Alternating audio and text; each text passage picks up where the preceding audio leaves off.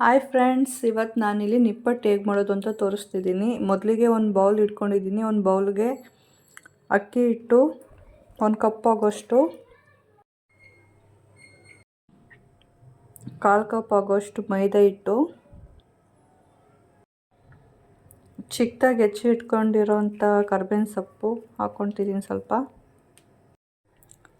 ಪುಡಿ ಮಾಡಿ ಇಟ್ಕೊಂಡಿರೋಂಥ ಕಡಲೆ ಸೇರಿಸ್ಕೊತಿದ್ದೀನಿ,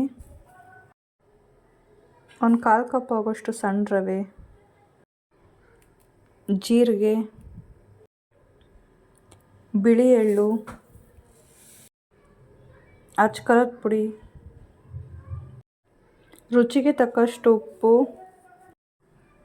2 ಸ್ಪೂನಷ್ಟು ಬಿಸಿ ಎಣ್ಣೆ. ಚೆನ್ನಾಗಿ ಎಲ್ಲನೂ ಮಿಕ್ಸ್ ಮಾಡಿ, ಹಾಗೆ ಮಿಕ್ಸ್ ಆದಮೇಲೆ ಸ್ವಲ್ಪ ನೀರೆಲ್ಲ ಆ್ಯಡ್ ಮಾಡಿಕೊಂಡು ರೆಡಿ ಮಾಡಿ ಇಟ್ಕೊಂಡಿದ್ದೀನಿ. ನಾನಿಲ್ಲಿ ಪೇಪರ್ ಶೀಟ್ ಮೇಲೆ ಎಣ್ಣೆ ಸವರ್ಕೊಂಡು ತೊಡ್ಕೊತಾ ಇದ್ದೀನಿ.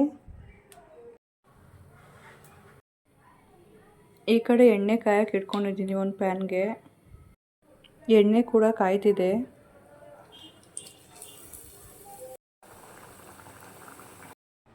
ಫೈನಲಿ ನಿಪ್ಪಟ್ಟು ರೆಡಿ ಆಯಿತು. ಸಿಂಪಲಾಗಿ ಮಾಡ್ಕೋಬೋದು, ನೀವು ಒಂದ್ಸಲ ಟ್ರೈ ಮಾಡಿ.